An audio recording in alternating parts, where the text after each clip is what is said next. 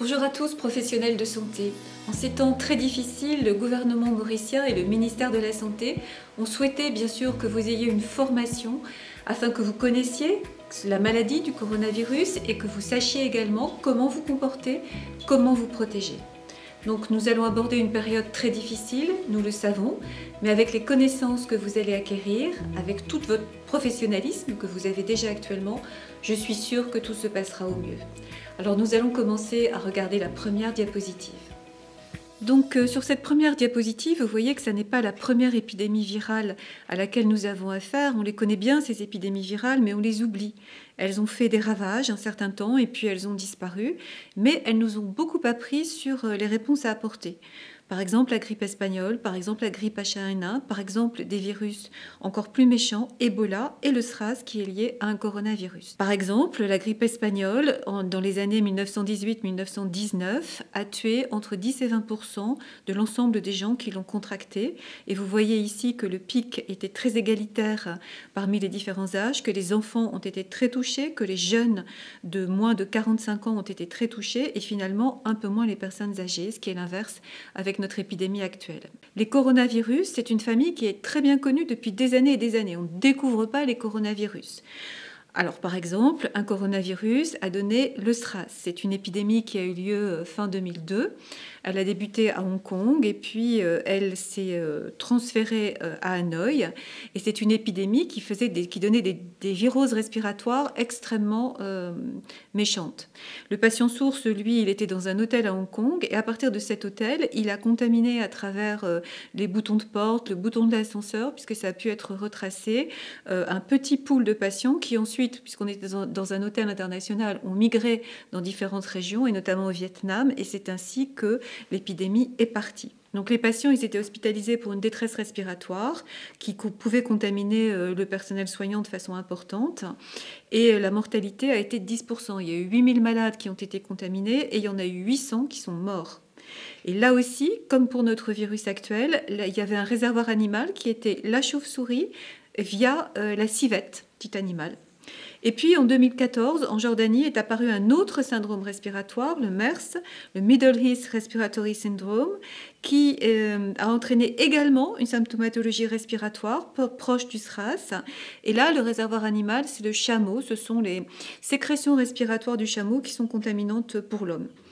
Dans les deux cas, qu'est-ce qu'on a appris de ces épidémies? Comme je vous le disais tout à l'heure, eh bien, ces deux épidémies, il n'y a pas de traitement particulier, ça a été vaincu par des mesures d'hygiène, des mesures de confinement et des mesures de distanciation sociale. Et ça a marché pour des virus donc bien plus méchants que celui auquel nous avons affaire actuellement. Donc notre virus actuel, et il a été détecté le 17 novembre, théoriquement. Bon, il y a des gens qui pensent que c'est peut-être début décembre. Enfin, il y a une polémique, mais enfin, pour l'instant, la version officielle, c'est le 17 décembre. Un homme de 55 ans a acheté une chauve-souris dans la province d'Hubei pour la manger, donc dans la ville de Wuhan, dans le marché aux poissons de cette ville. Et à partir de ce patient et d'un groupe de 5 femmes et de 4 hommes âgés de 39 à 79 ans, les premiers cas ont été contaminés, les premiers cas humains. Donc c'est là que le passage du virus s'est fait de l'animal, qui est également la chauve-souris et le pangolin, jusque vers l'homme. Donc, bien sûr, toutes ces maladies sont des zoonoses, comme le virus du VIH, par exemple, c'est-à-dire ça vient des animaux et c'est transmis aux hommes. Et chez les hommes, ça fait une pathologie que ça ne fait pas chez l'animal. Donc, les personnes atteintes par ce nouveau virus, donc de Hubei, la ville de Yunnan, eh bien, ces personnes présentaient également une affection pulmonaire sévère, dont d'ailleurs va mourir le médecin urgentiste du Yunnan qui a accueilli le premier cas. Et ensuite, eh bien, on a eu le même tableau de pneumopathie atypique, donc ce que donnent tous les coronavirus, qui a été signalé suite à la mort de ce jeune médecin, suite à un article de ce jeune médecin qui ensuite est mort. Alors aujourd'hui, date à laquelle j'enregistre cette petite formation, nous sommes le 22 mars. À la date d'aujourd'hui, il y avait ce matin, quand j'ai pris le diaporama pour faire la diapo, 350 275 cas confirmés dans le monde, dont 81 499 en Chine et bien plus hors de Chine. On a bien dépassé les taux de la Chine, 223 776 hors Chine. En Italie, c'est l'hécatombe. En France, il y a beaucoup de gens contaminés, mais alors ça a beaucoup moins d'hécatombes pour l'instant. Et puis, il y a eu de nombreux décès, 12 942 décès, 3 267 en Chine et 9 675 hors Chine. Et vous le savez, 2 décès à l'île Maurice. Alors, ce virus, qu'est-ce que c'est? Voilà sa photo. C'est une famille de coronavirus qui possède une enveloppe donc lipidique extrêmement fragile et donc dont l'origine est très sûrement animale comme les autres coronavirus. Il a des séquences tout à fait communes avec ses confrères, on va dire, du SRAS et du MERS, et lui aussi un grand rapport avec la chauve-souris, et il est surtout 99% homologue, c'est-à-dire semblable au coronavirus qui est présent chez les pangolins, qui sont des petits animaux très bizarres, que mangent également les Chinois. Dans les marchés chinois, on trouve absolument de tout à manger. La période d'incubation est de 2 à 14 jours. Alors ça, c'est une chose qui est ferme, qui est certaine.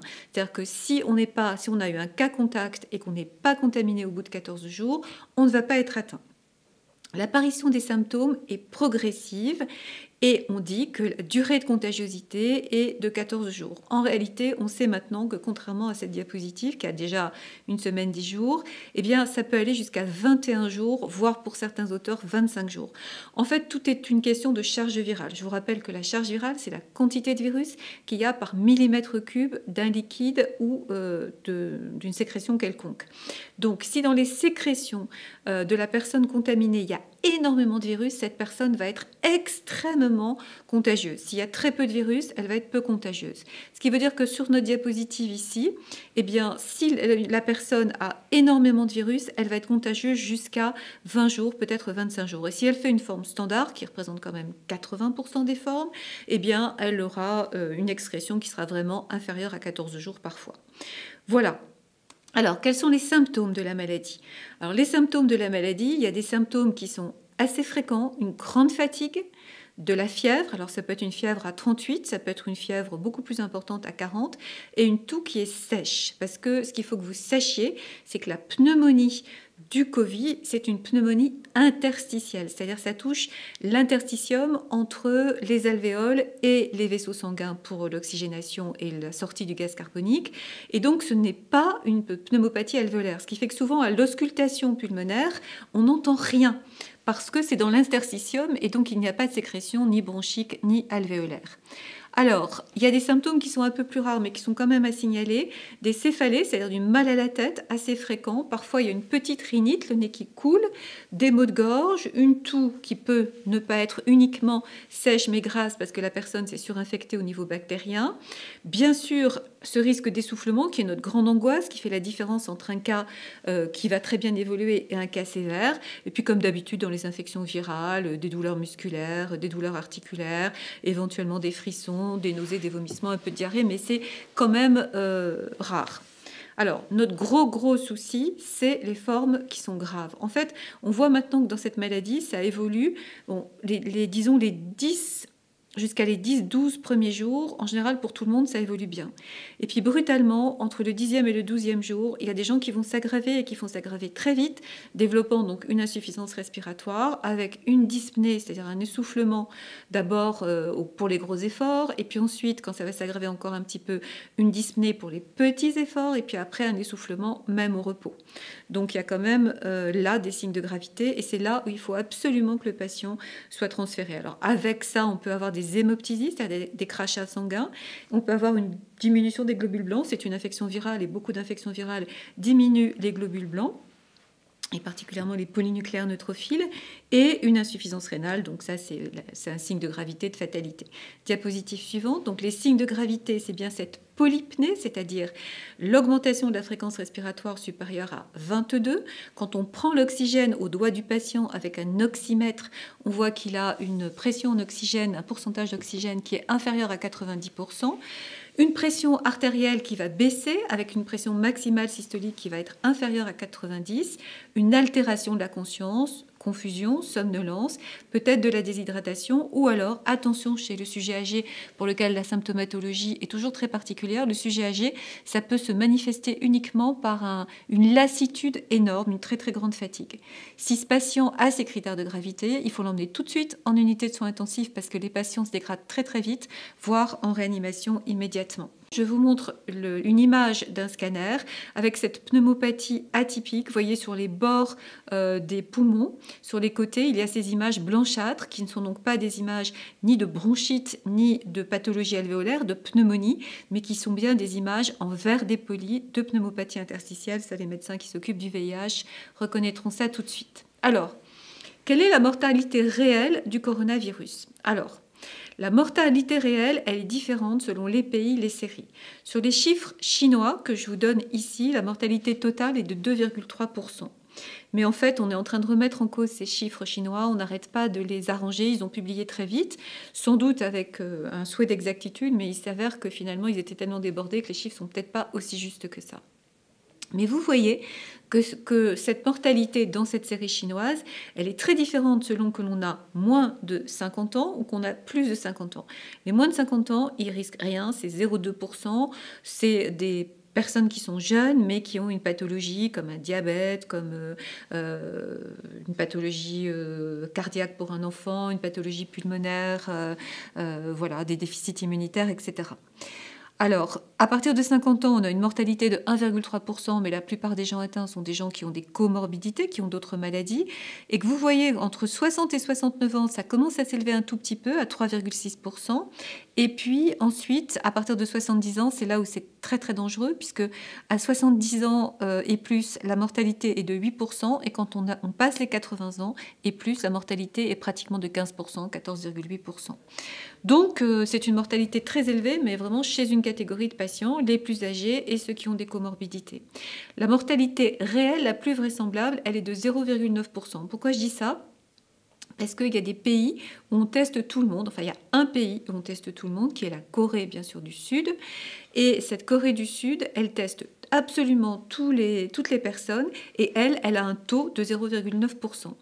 Autre cas où tout le monde a été testé, le Diamond Princess, ce navire de croisière, où le taux est exactement le même qu'en Corée parce que tout le monde a été testé. Qu'est-ce que je veux dire par là? Je veux dire que les personnes qui sont testées et les personnes qui arrivent aux soins, c'est une partie de l'iceberg parce que énormément de patients font des formes complètement asymptomatiques, qui n'ont aucun symptôme, ou alors des toutes petites formes, ils ne pensent même pas que ça peut être ça. Et donc, on perd énormément de patients. Le dépistage systématique permet donc d'avoir une réelle idée de ce qu'est la mortalité dans l'ensemble de la population, si on la regarde dans sa globalité. Et là, évidemment, par exemple, sur la série chinoise, c'était que les patients qui étaient légèrement symptomatiques ou un peu plus symptomatiques. Donc, qu'est-ce qui fait la gravité de l'infection? Pourquoi on passe notre temps à répéter qu'il faut faire attention aux personnes âgées et attention aux personnes qui ont des comorbidités? Eh bien donc c'est l'âge, vous l'avez vu sur ce graphique, vous l'avez compris, les personnes âgées de 70 ans et plus, et puis les personnes atteintes d'insuffisance respiratoire chronique sous oxygénothérapie ou qui ont de l'asthme et de l'asthme sévère ou une mucoviscidose ou toute autre pathologie pulmonaire chronique, respiratoire, susceptible de se décompenser. Les gens qui sont un peu limites au niveau respiratoire, ils ont une infection virale, hop, ça les décompense, ils n'arrivent plus à respirer correctement, ils deviennent insuffisants respiratoires avec un besoin d'oxygène. L'insuffisance rénale chronique des dialysés, l'insuffisance cardiaque à des stades avancés, les cirrhoses à partir du stade B, donc ça veut dire les cirrhoses évoluées, pas les toutes petites cirrhoses au stade A, les antécédents cardiovasculaires, alors l'hypertension artérielle semble non contrôlée, semble vraiment un facteur de gravité, les gens qui ont des coronaropathies, ceux qui ont des antécédents d'accident vasculaire cérébral, donc tous ceux qui sont en fait cardiovasculaires, les gens qui ont une chirurgie cardiaque, donc qui ont des valves, des choses comme ça, le diabète, alors pas n'importe quel diabète, le diabète insulinodépendant, donc les gens qui doivent se piquer à l'insuline, ou alors les gens qui présentent des complications secondaires à leur pathologie, comme des micro- ou des macro-angiopathies. Également l'immunodépression qui peut être médicamenteuse, par exemple la chimiothérapie anticancéreuse, les immunosuppresseurs, les biothérapies, ou alors les corticothérapies, mais à très forte dose, à dose immunosuppressive donnée pour des maladies auto-immunes, par exemple. L'infection à VIH également non contrôlée, donc avec des CD4 inférieurs à 200 millimètres cubes, ce qui signe un déficit immunitaire profond et un risque d'infection opportuniste. De toute façon, à moins de 200 CD4, les patients séropositifs sont extrêmement à risque de à peu près tout. Les greffes d'organes, donc solides, parce que pour que l'organe soit accepté, il y a une immunodépression. Les greffes de cellules souches hématopoïétiques. Les cancers, surtout les cancers métastasés. L'obésité morbide. Les gens qui sont gros ont un facteur de risque important. Et c'est vrai qu'on n'en parle pas assez. Si vous êtes obèse, vous avez plus de risques que les autres d'avoir une défaillance pulmonaire. Et ça, c'est valable pour les IMC supérieurs à 40. IMC, c'est indice de masse corporelle. Et puis, la grossesse, c'est une grosse question. Vous allez voir, je vous ai mis une diapositive dessus. Jusqu'à présent, il n'y a pas de cas rapporté de catastrophe dans la grossesse. L'enfant naît normalement, les mères ne sont pas plus malades, mais on est prudent quand même. Et chez les gens sains, donc chez les gens sains, il y a beaucoup de formes asymptomatiques. Par exemple, les enfants font des formes qui sont pratiquement toujours asymptomatiques. Il y a beaucoup de formes qu'on peut appeler minimes, c'est-à-dire j'ai le nez qui coule un tout petit peu, ou un soir je me sens pas très bien, je suis un peu fatiguée, puis le lendemain ça va.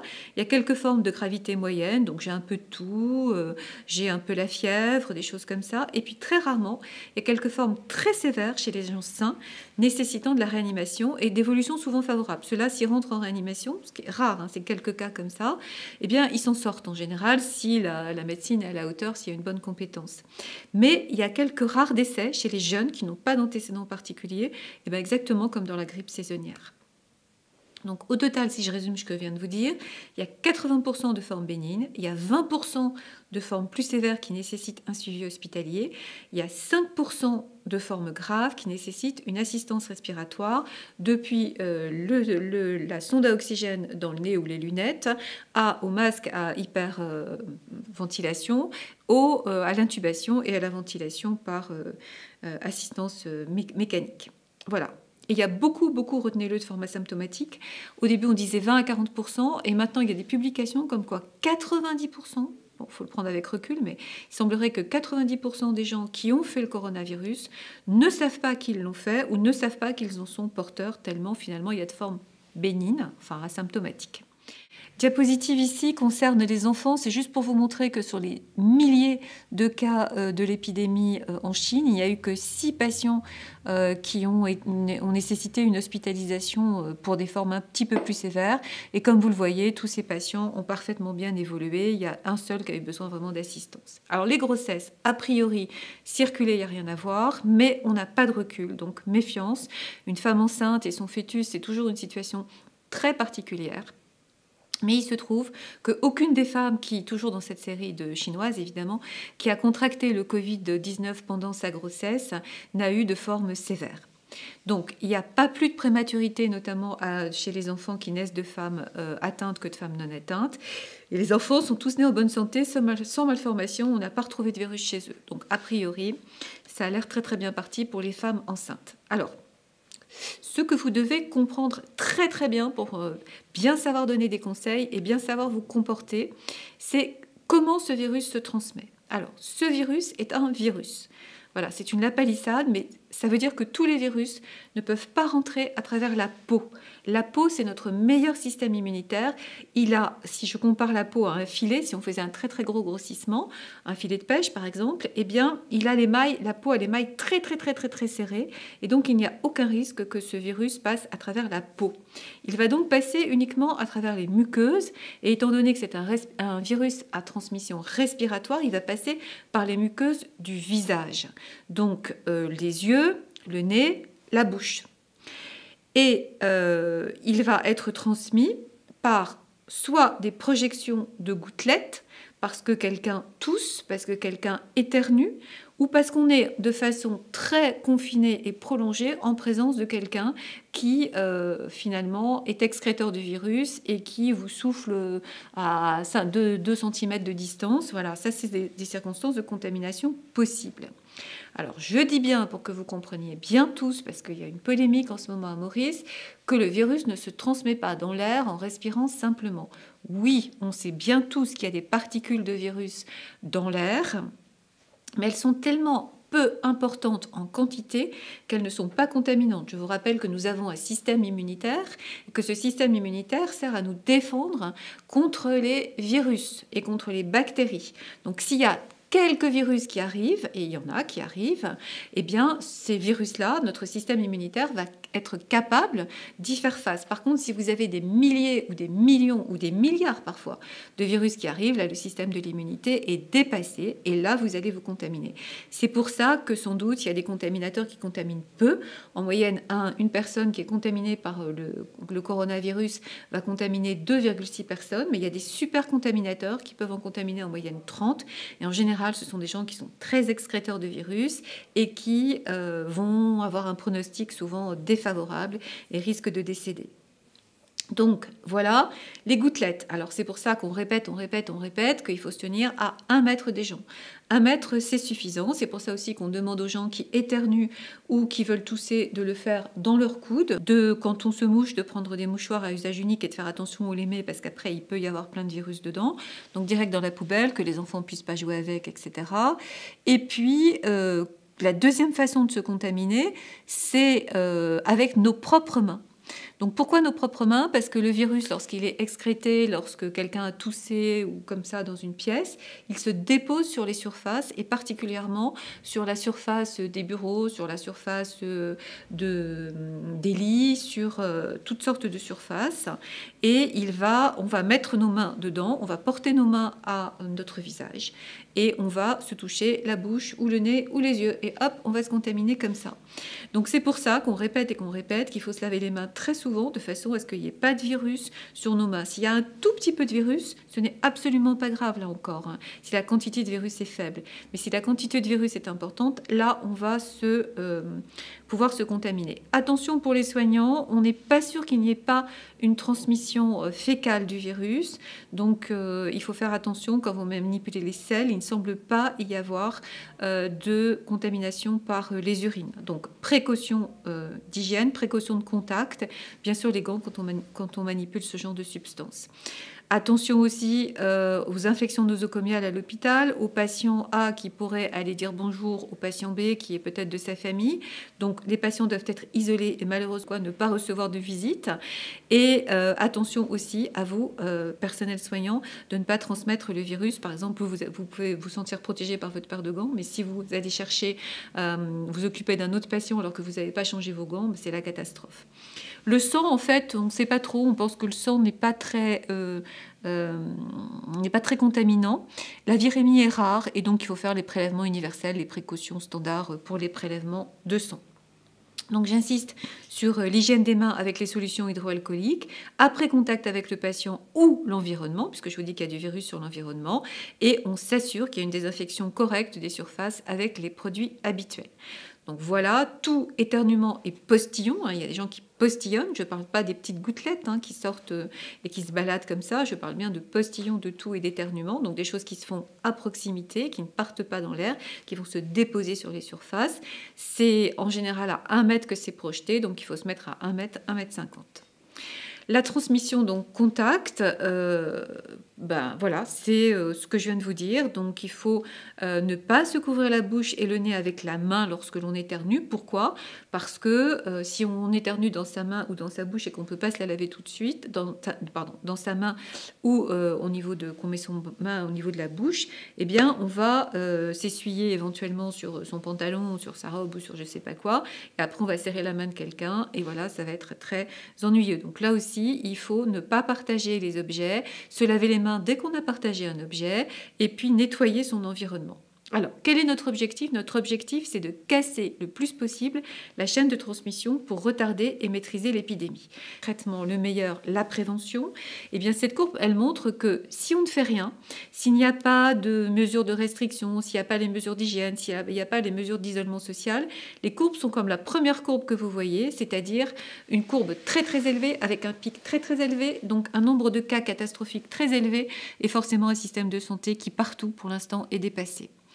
Les mesures de restriction, c'est la courbe plus plate. Elles ralentissent la propagation de la maladie. On ne peut pas dire qu'elles annulent tout.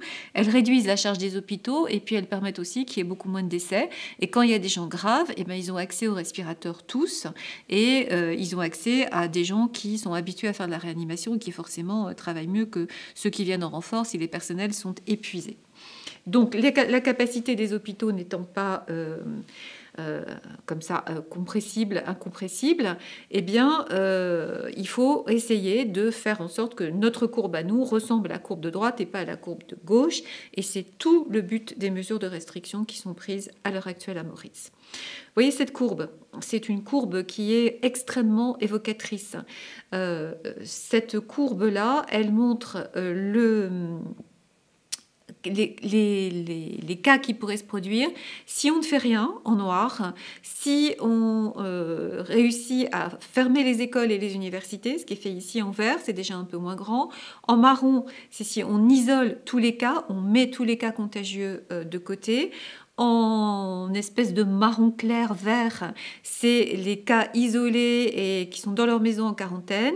Et puis ensuite, si on fait tout ça, c'est la courbe bleue. Donc vous voyez qu'entre la courbe noire et la courbe bleue, il y a énormément moins de patients atteints et puis il y en a moins qui sont atteints en même temps. Donc ça sauve des vies énormément et puis ça permet également de faire en sorte que les hôpitaux ne soient pas submergés. C'est tout pour ça qu'on essaye d'appeler les Mauriciens et les Mauriciennes au civisme et à faire attention et à nous aider.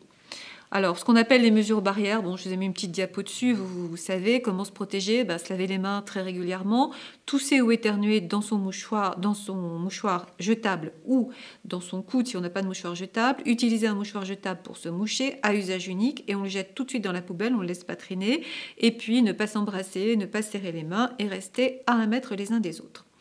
Voilà, ça c'était pour vous donner toutes les connaissances nécessaires. Il faut que vous compreniez cette épidémie, il faut que vous compreniez comment ça marche un coronavirus pour ne pas avoir des tas de peurs fantasmagoriques que normalement ne doivent pas avoir les soignants. Mais c'est vrai que cette formation, elle est faite parce que les soignants, ils ne savent pas tout. Forcément, on a chacun nos spécialités et donc il faut que vous soyez bien informés. Alors, et en milieu de soins, qu'est-ce qu'on peut faire en milieu de soins ? Bien sûr, vous êtes tous, en tant que professionnels de santé, éduqués aux gestes d'hygiène et de prévention, mais on sait tous qu'on ne peut pas les respecter toujours. Parfois, on oublie, parfois, on est fatigué, parfois, on peut avoir de la négligence, parfois, on peut manquer de connaissances sur les conséquences parce qu'on a eu une formation il y a très très longtemps, ou alors on peut avoir les fausses croyances. Il y a des enquêtes qui montrent qu'au moins 20%, en tout cas à la Réunion, des soignants réunionnais, il n'est pas si loin que ça, je vous parle de ce que je connais, ont des croyances absolument incroyables qui ne sont pas du tout scientifiques et qui les font agir différemment de ce qu'ils devraient faire. Et puis, par manque de moyens de prévention, donc les 3 premiers qui sont en bleu, ça dépend de chaque soignant. C'est à nous de prendre la responsabilité de bien respecter ces mesures d'hygiène. D'abord pour nous, pour ne pas nous contaminer, pour ne pas ramener le virus à la maison, et puis ensuite pour ne pas le transmettre à d'autres personnes. Donc ça dépend de chaque soignant, ça, mais aussi les moyens de prévention, les moyens de traitement, ça dépend de l'État. Donc il y a une double responsabilité partagée. Alors la première chose que je voudrais vous dire, c'est qu'il y a des recommandations internationales qui sont les mêmes absolument partout. Quand on travaille dans une unité de patients Covid, on ne doit pas avoir un certain nombre de critères. Donc ces critères, ils sont listés ici, je ne vais peut-être pas tout vous détailler. Oui, alors les personnes âgées de 70 ans et plus, donc les personnes retraitées qui vont venir nous aider si jamais il y a une catastrophe, il ne faut pas qu'ils s'occupent des patients Covid positifs. Les soignants qui ont des antécédents cardiovasculaires, les diabétiques, les personnes ayant une pathologie respiratoire, les personnes qui ont une insuffisance rénale, les personnes qui ont une immunodépression, quelle qu'en soit la cause, les personnes qui ont une cirrhose, les femmes enceintes à partir du 3e trimestre de grossesse. Pour les personnels les plus à risque, doivent être appliquées aux soignants à risque de Covid-19 afin d'assurer la continuité des soins du service tout en les protégeant au maximum. Donc en gros, ce qui est écrit sur cette diapositive, c'est que si vous êtes un personnel à risque, faites-le savoir. C'est complètement idiot de vouloir ne le cacher, parce que vous allez être très très utile ailleurs, parce que figurez-vous qu'il y a des patients qui continuent à avoir des accidents ménagers, des infarctus, des appendicites, des péritonites et toutes sortes d'autres choses, et ceux-là, il ne faut pas qu'on les oublie, il faut qu'on continue à les soigner le mieux possible. Donc on les mettra dans les services, s'ils veulent bien nous aider, où il y a des patients a priori, parce qu'il faut toujours se méfier, non Covid positifs. Et puis si jamais on ne peut pas faire autrement et que les gens sont volontaires, on fera, il y aura des circonstances qui seront à discuter. Bon, pour cela, donc, il faut aussi qu'il y ait des mesures renforcées pour ces personnes, donc renforcer les consignes et notamment bien l'hygiène des mains, donner la consigne du port du masque chirurgical toute la journée, qu'on soit dans un service Covid+, ou Covid-, dans le respect des conditions d'utilisation, on va les voir tout à l'heure, et considérer que le masque de protection respiratoire filtrant, le FFP2, qui a un autre nom ici, mais enfin qui est le masque, l'autre masque, celui qui n'est pas le masque chirurgical, est difficile à porter toute la journée et que du coup les gens ne le portent pas bien. Ils l'enlèvent assez régulièrement, ils le touchent pour l'enlever et finalement des fois ça fait pire qu'un masque chirurgical. Donc il faut bien réfléchir. Le masque chirurgical, s'il est porté par le soignant et la personne qui est atteinte, est absolument aussi efficace que le FFP2, mais il faut un double portage de masque, on va le voir. Alors, comment on se protège en fonction de son poste de travail et du type de patient accueilli? Eh bien, évidemment, il faut mettre un masque, et on va voir ensemble quel type de masque. Il faut mettre des surblouses qui soient des surblouses imperméables, c'est celles qui ont été commandées, ça tombe bien. Des gants ou avoir une hygiène des mains professionnelle, ça dépend des cas. Il faut mettre des lunettes, parce que je vous ai dit, par les yeux, ça passe très très bien. Et donc, si vous portez des lunettes, il faut mettre les lunettes sur vos lunettes. Ce sont des surlunettes, c'est fait pour ça. Il faut très bien gérer les déchets biomédicaux. Je vous ai dit que les liquides biologiques étaient quand même bien infectants, notamment tout ce qui est les sécrétions de la toux, les sécrétions ORL, et puis probablement les selles. Donc, il faut aussi nettoyer très régulièrement les locaux parce que ce que je vous ai dit sur le dépôt du coronavirus sur les surfaces, on sait qu'au bout de 24 heures, dans la chambre d'un patient Corona+, il y a absolument des virus partout. Alors, le port du masque. Le port du masque chirurgical anti-projection, il permet de réduire la diffusion des particules potentiellement infectieuses et il protège les personnes de l'environnement. Dans le cas donc du SRAS-CoV-2, le port d'un masque chirurgical limite l'exposition des soignants aux gouttelettes potentiellement infectieuses du patient. Alors, par contre, le port du masque de protection respiratoire filtrant, c'est-à-dire le masque FFP2, il protège les personnels soignants de la diffusion par voie aérienne d'agents infectieux de très petite taille. Donc le port de ce type d'appareil de protection n'est recommandé pour les personnels soignants que dans certaines circonstances, par exemple les patients qui soignent les gens qui ont la rougeole ou la tuberculose, mais il peut également être recommandé dans des situations de prise en charge d'autres pathologies infectieuses respiratoires s'il y a un risque d'aérosolisation des sécrétions et notamment en fait pour les patients là, qui nous intéressent aujourd'hui si on leur fait des actes invasifs ou des manœuvres sur les voies respiratoires. Alors, quand le port du masque chirurgical, vous avez une merveilleuse photo ici, le port du masque chirurgical, il est indiqué pour les personnes qui présentent des signes d'infection respiratoire évoquant un Covid-19 ou les patients Covid-19, ça c'est pour les patients, et les professionnels de santé, les personnes chargées des premiers secours et en charge des transports sanitaires. Et donc, il y a un double masque dans ces cas-là, puisqu'on va chercher quelqu'un qui est très à risque, on accueille quelqu'un qui est très à risque, et en cas de prise en charge d'un patient infecté ou d'un patient présentant des signes d'infection respiratoire, on lui met un masque tout de suite dès qu'on arrive. C'est le principe du double masque soignant-soigné, et ça fait aussi bien que le FFP2. Le fameux masque FFP2, donc je répète que pour le Covid, c'est suffisant quand on soigne les patients d'avoir un masque normal. Et le masque normal, en plus, il peut s'adapter beaucoup mieux au visage parce que, bien évidemment, si vous ne pincez pas votre masque chirurgical, vous avez des trous et il peut se passer des choses par là. Tandis que le masque FFP2, ça dépend du fabricant, mais souvent, comme il est rigide, il laisse parfois un peu de distance entre le nez et les joues au niveau de la face postérieure du masque, on va dire. Donc ce masque-là, il doit être réservé à la réalisation des gestes avec risque donc d'aérosolisation, c'est-à-dire les gestes invasifs, les manœuvres au niveau de la sphère respiratoire. Par exemple, la réalisation d'un écouvillon nasal. Tous les gens qui prélèvent les patients pour savoir s'ils sont Covid-19, eh bien, ils doivent porter ce masque parce que très souvent, quand on met l'écouvillon dans la narine, la personne va se mettre à éternuer, va pouvoir se mettre à donc excréter des quantités importantes de virus. Quand on fait une aspiration des voies respiratoires, par exemple en réanimation, quand on intube, bien sûr, quand on a un patient qui est sous respirateur, quand on fait une bronchoscopie, est très important pour les kinésithérapeutes, mais ils le savent bien, qu'il y a des aérolisations dans ce cas-là, quand ils font de la kinésithérapie respiratoire. Montre bien les indications du port du masque. Donc, il ne faut pas fantasmer sur le masque. Donc, quelles sont les indications du masque chirurgical? Vous aurez le temps de la revoir très tranquillement, puisqu'on va vous donner le diaporama si vous le souhaitez. Donc les professionnels qui prennent en charge les patients Covid-19, les professionnels qui prennent en charge un patient avec risque respiratoire, ceux qui ont des signes respiratoires eux-mêmes, ceux qui sont asymptomatiques et qui vivent avec un cas Covid-19, les professionnels indispensables de retour d'un voyage à l'étranger ou d'une zone à risque depuis moins de 14 jours, les professionnels fragiles et les personnels administratifs d'accueil du public. Et puis le masque FFP2, c'est tout ce qui est invasif, c'est l'intubation, l'aspiration, les VNI, les fibroscopies, l'aérosolisation, les explorations fonctionnelles respiratoires et l'autopsie, car les patients qui viennent de mourir sont extrêmement contagieux pendant 24 heures. Bon, sinon, le port du masque, il n'est pas justifié.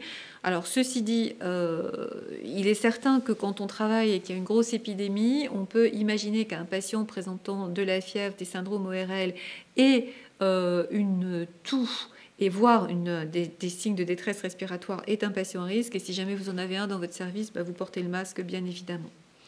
Ensuite, la tenue d'accueil d'un cas possible de Covid-19, qu'est-ce qu'il faut? Il faut pas mal de choses. Il faut une charlotte, important. Il faut des lunettes de protection. Il faut un masque chirurgical. Il faut une surblouse imperméable. Alors vous, je crois que vous allez avoir des combinaisons. Et il faut se laver très très très fréquemment les mains. Soit parce qu'on ne touche pas le patient, donc on a besoin de se laver fréquemment les mains, soit sinon on met des gants. Mais les gants, je vous rappelle, c'est une fausse sécurité. Il faut les utiliser juste quand on touche le patient, quand on fait un soin, et il faut les retirer parce que les gants, c'est du plastique et ça conserve très très bien les virus. La tenue patient qui a un Covid, c'est un peu la même chose. On lui met une charlotte, on lui met un masque, on lui met de la solution hydroalcoolique sur les mains et puis une surblouse, mais standard, elle n'a pas besoin d'être imperméable, et une chambre individuelle avec porte fermée, très important. Alors, il y a des étapes à l'habillage. Si vous ne vous habillez pas dans le bon sens, vous faites des erreurs. En premier, d'abord, on se lave les mains pour commencer.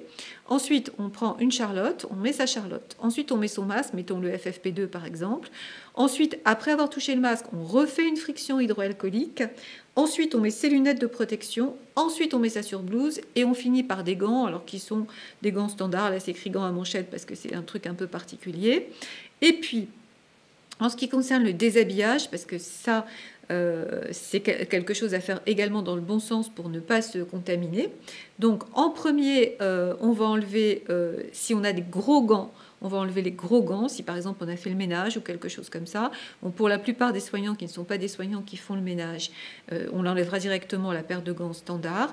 Donc à chaque étape, on se prend la solution hydroalcoolique. Donc j'enlève mes gros gants de ménage, hop, solution hydroalcoolique. Puis j'enlève mes gants normaux, hop, solution hydroalcoolique. Puis j'enlève les lunettes, hop, solution hydroalcoolique. Puis j'enlève mon masque, solution hydroalcoolique. Et j'enlève ma charlotte, solution hydroalcoolique. Parce que sur tous ces trucs-là, à chaque fois que vous le touchez, c'est à peu près sûr, si vous êtes en contact permanent avec des patients Covid, qu'il y a du virus sur tout ce que vous avez là. Alors, l'habillage, ça ne suffit pas. Une étude récente a retrouvé donc ces virus, le COV2, là, dans la chambre de patients infectés, jusqu'à la bouche de ventilation, sur les vitres, les poignées de porte, mais pas dans l'air des chambres.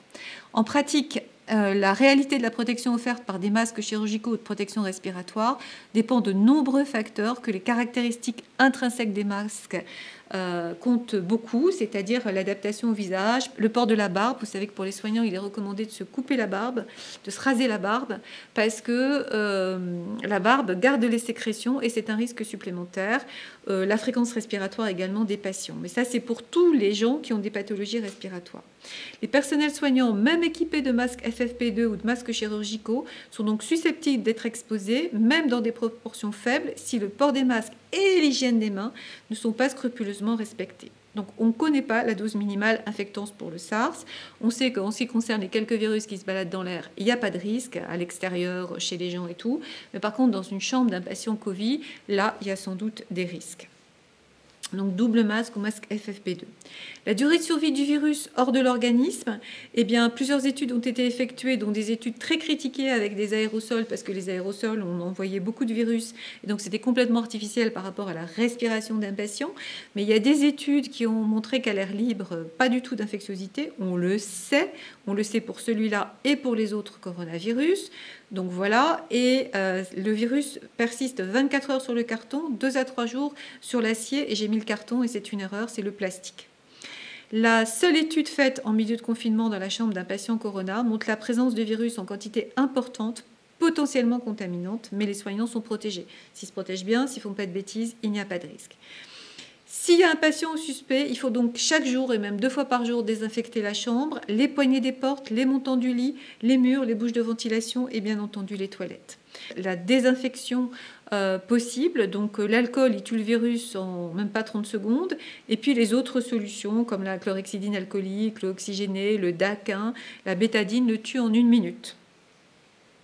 Alors ce virus-là, il a une enveloppe lipidique, comme vous le voyez là sur la diapositive suivante. Donc ce virus, cette enveloppe est extrêmement fragile. Donc même si vous prenez uniquement du savon, si vous faites bien mousser, si vous vous savonnez les mains pendant au moins 15 secondes en frottant entre les doigts, eh bien à ce moment-là, vous devez bien rincer, vous devez vous sécher avec une serviette jetable ou sous un séchoir. Et là, c'est aussi efficace que la solution hydroalcoolique. Donc il faut bien expliquer ça aux patients, tout le monde se rue sur les solutions hydroalcooliques. Les solutions hydroalcooliques, c'est plutôt pour nous les soignants. Et puis quand on n'a pas de solution hydroalcoolique, si on n'en a pas sous la main, on se lave les mains très bien, professionnellement, et ça fait aussi bien que la solution hydroalcoolique. L'intérêt de la solution hydroalcoolique, c'est que ça va vite et que souvent on est pressé et qu'on prend plus de temps à se laver les mains. Voilà, ensuite les décès. La recommandation qui est celle du Haut Conseil français, mais qui est exactement la même que celle de l'OMS, c'est une mise en bière, une mise dans le cercueil immédiate, dans un cercueil simple, l'interdiction des soins du corps pour donc les personnes qui sont atteintes des virus. Pour le personnel soignant, donc il faut respecter les précautions standards et complémentaires de type air et contact, même après le décès du patient, quel que soit le lieu de la prise en charge, y compris en cas de réalisation d'une autopsie. Le personnel devant procéder au bio-nettoyage de la chambre applique les mesures de précaution préconisées tout le temps. C'est la même chose que pour la prise en charge du patient infecté. Le corps doit être lavé uniquement dans la chambre, il ne faut pas le sortir. Donc, la chambre où il est mort, il faut le laver là, à l'aide de gants à usage unique, sans eau, et à éliminer évidemment dans la filière des déchets biomédicaux. Ensuite, on prend un brancard, on le recouvre d'un drap à usage unique, après avoir mis le corps donc dans une housse mortuaire étanche, hermétiquement close. Et puis la housse mortuaire doit être nettoyée, si on veut la réutiliser, avec un bandeau de lavage à usage unique, imprégné d'un produit détergent, rincé à l'eau du réseau avec un autre bandeau de lavage à usage unique, et ensuite on l'élimine dans la filière d'Assery. Donc bien sûr, c'est à usage unique tout ça. La housse mortuaire doit être désinfectée également avec de l'eau de javel à 0,5% avec un temps de contact de 1 minute. Alors, ce qu'il faut vous dire, c'est que c'est extrêmement difficile pour les familles, mais malheureusement, les familles ne peuvent pas venir déjà voir les patients atteints du coronavirus, c'est partout pareil, et les familles ne peuvent pas voir la personne décédée. Donc, c'est très douloureux. Là, vous allez être vous-même choqué par la mort des patients, mais il va falloir assumer le fait, et on va le dire publiquement, qu'on ne peut pas voir son défunt lorsqu'il est mort d'une pathologie à coronavirus, et on voit simplement son cercueil, et là on peut voir son cercueil effectivement, qui doit être mis dans la terre ou incinéré, ça c'est pas un problème. Hein. C'est pas des virus qui sont comme le prion par exemple.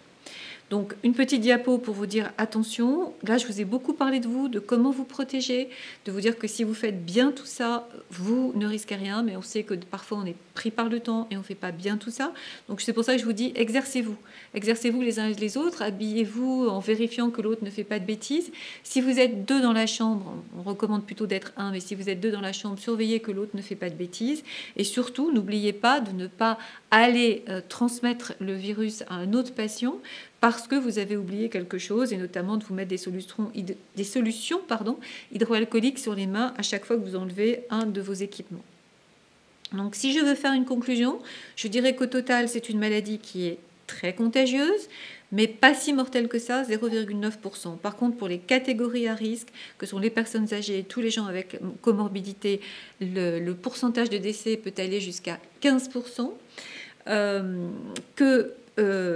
Les autres épidémies à coronavirus nous ont bien appris, parce que c'est les mêmes virus, comment il fallait se protéger. Je vous rappelle ce que je vous ai dit tout à l'heure, hein. Le SRAS et l'épidémie de MERS, ils ont été complètement vaincus par ces mesures-là que je viens de vous dire. Donc en fait, les soignants qui se contaminent, parce que des soignants se contaminent, ce sont des soignants qui soit se sont contaminés au début des épidémies parce qu'ils ne savaient pas et ils ne prenaient pas les précautions d'usage, soit des soignants qui ont un patient dans leur unité et qui ne savent pas que c'est un patient Corona+. Mais là, je pense que c'est une situation très rare parce que les patients qui viennent dans les unités vont être des patients symptomatiques. Enfin, il y en a un autre qui peut être porteur sain à côté, donc vaut mieux quand même faire attention. Mais seul le respect vraiment strict des protocoles de soins et d'hygiène permet de ne pas s'infecter. Si vous avez des questions, si vous avez des craintes, n'hésitez pas à les exprimer auprès du ministère de la Santé. On va essayer de vous répondre. Voilà, j'espère que vous êtes maintenant plus éclairés. J'espère que vous avez compris qu'en vous protégeant bien, sans commettre d'erreur, quitte à s'entraîner un petit peu avant de rentrer dans la première chambre d'un patient, eh bien, vous savez maintenant que vous ne risquez pas d'être contaminé. Alors surtout, écoutez bien ce qui a été dit et je vous souhaite le meilleur courage possible. Je nous souhaite le meilleur courage possible. Vous êtes formidables.